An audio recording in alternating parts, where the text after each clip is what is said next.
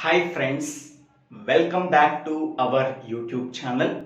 Today we have to discuss about CISC architecture and its characteristics in computer organization and architecture. It is one of the most important concept in computer organization and architecture. In the previous video, we are already discussed about RISC architecture and its characteristics. If anybody wants, please refer that video in my YouTube channel, Divvela Srinivasa Rao. Please subscribe my YouTube channel. Now we can go for CISC architecture. Before going to the CISC architecture, computers are divided into two categories based on the architecture. The first one is RISC architecture, second one is CISC architecture. RISC architecture means reduced instruction set computer. CISC stands for complex instruction set computer. Okay, what is the architecture of RISC computer and what are the characteristics of RISC computer are discussed in the previous video. Now we can go for the CISC architecture and its characteristics. So this figure shows the CISC architecture. CISC stands for complex instruction set computer. In that CISC architecture, there are 5 parts are there. The first one is main memory, the second one is cache, the third one is instruction and data path, and fourth one is microprogrammed control unit, and fifth one is control memory. So these are the 5 important parts in CISC architecture. Now, a computer that employs a microprogrammed control unit will have 2 separate memories. The first memory is main memory and the second memory is control memory. Okay. In the main memory, we are storing the programs. Okay. The instructions that form a program are stored in the main memory. Next one, control memory. In the control memory, we have to store the microprogram. A microprogram is a set of micro instructions that are specifying the various control signals that are used for executing the register micro operations. That means to execute the various register micro operations, we can require some control signals. That control signals are stored in the form of a program. That program is called as microprogram. That microprogram is stored in the memory called control memory. Okay, so this is the microprogrammed control unit. Okay, so to perform the various register micro operations, okay, we can require some control signals. That control signals are generated by the microprogrammed control unit. Okay. Instructions are executed by the microprogrammed control unit in the case of CISC architecture. So because of control memory, instructions are executed in a slow manner. Okay, instructions are executed slowly because of control memory.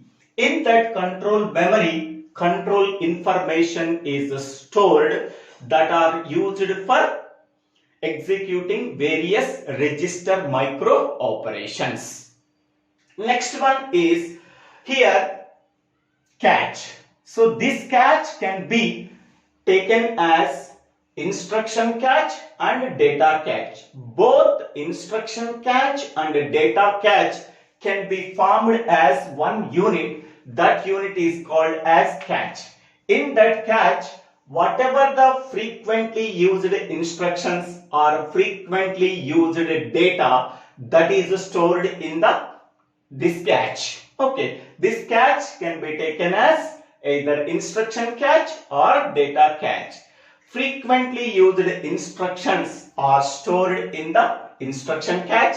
Frequently used data is stored in the data catch. Both instruction catch and data catch can be combined into a single unit that is called as catch.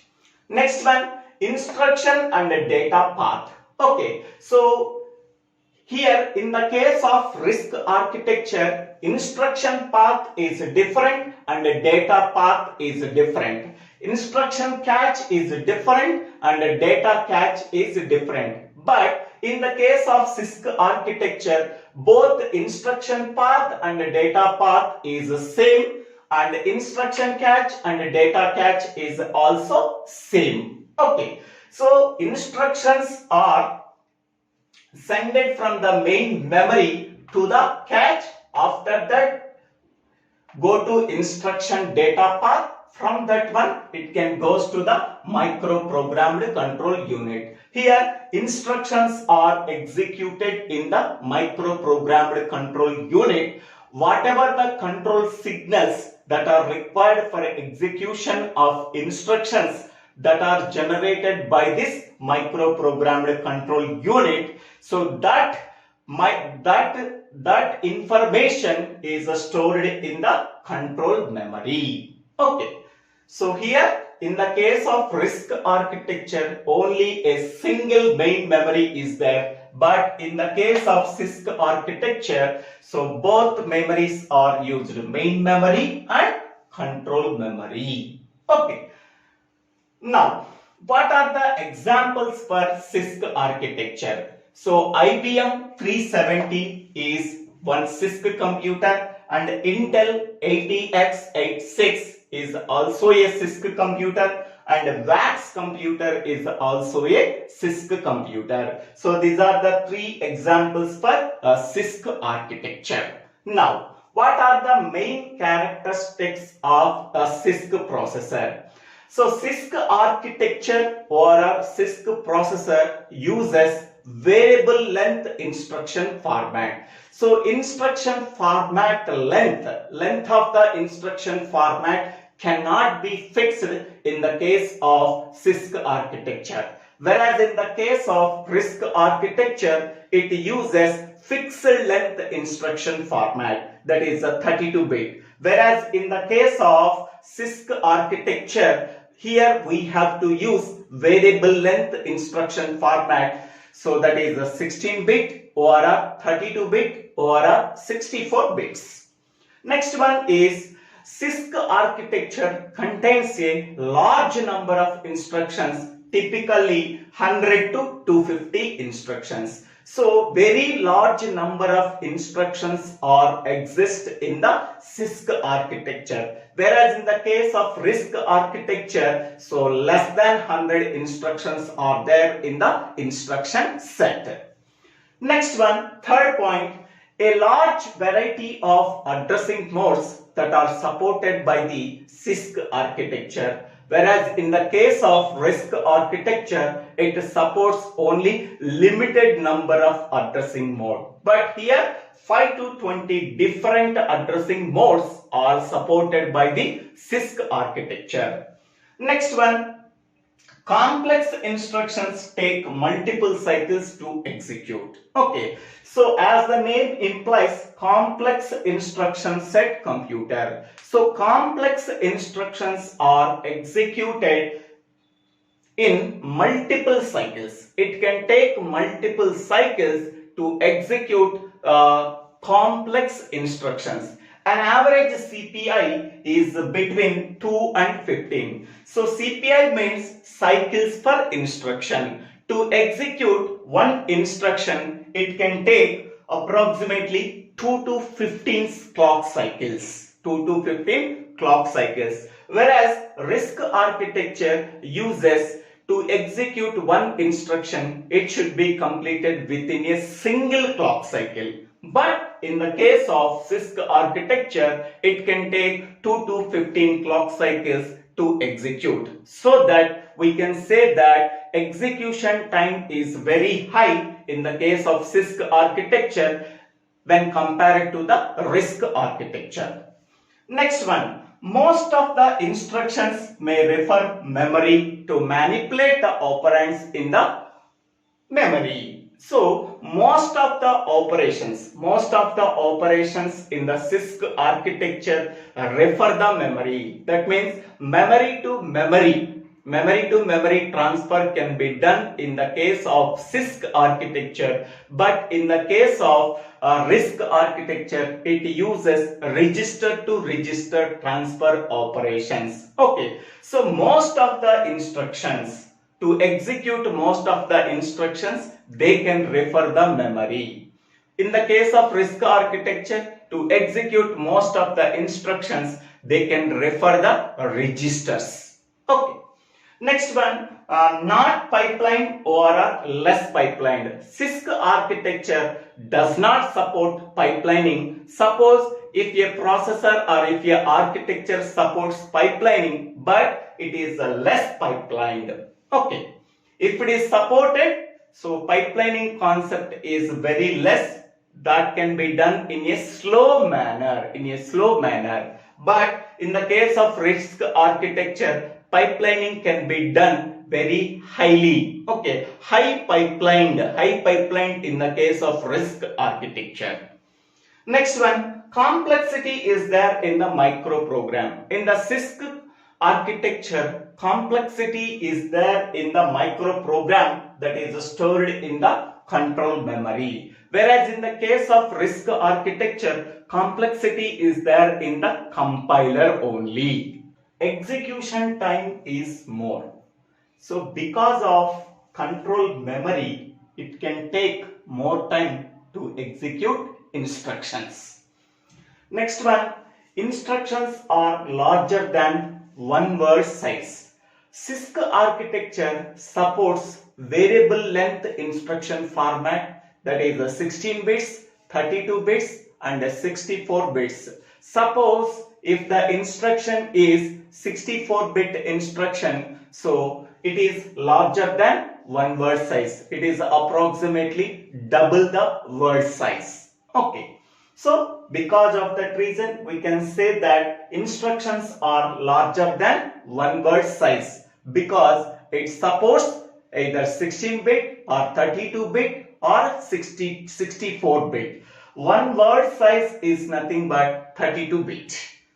Next one, CISC architecture supports more number of data types. Okay, so more number of data types that are supported by the CISC architecture, whereas the RISC architecture supports only limited number of data types.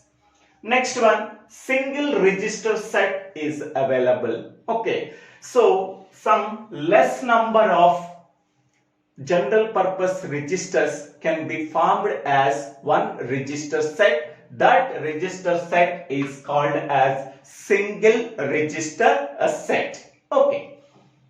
Next one, instructions decoding logic is complex. In the case of CISC architecture, instruction decoding logic is complex. What is the decoding? So after performing the decoding operation, we can say that what is the operation to be performed. Okay, once the decode the opcode of a instruction that is currently being executed, we can know what operation we have to perform. Okay, so to perform the decoding operation, it is somewhat difficult when compared to the RISC architecture.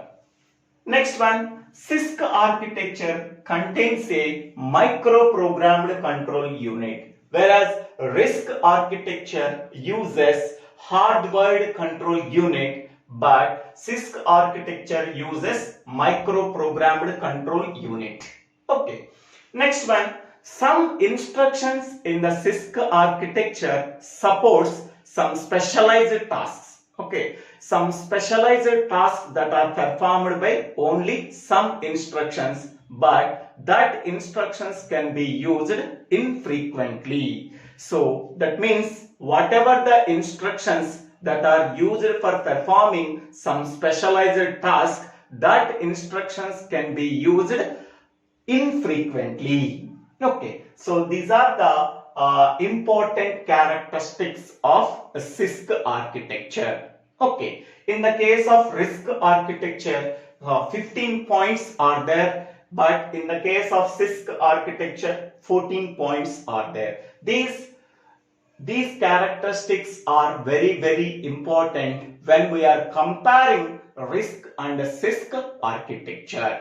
Okay, so thank you for watching this video. If you like this video, please click on the like button and share this video to your friends and classmates, and also click on the bell button to get the future updates. If you have any doubts, please put your doubts in the comment section. I will clarify your doubts.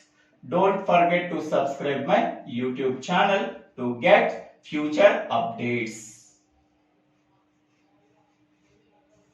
Thank you one and all for watching this video.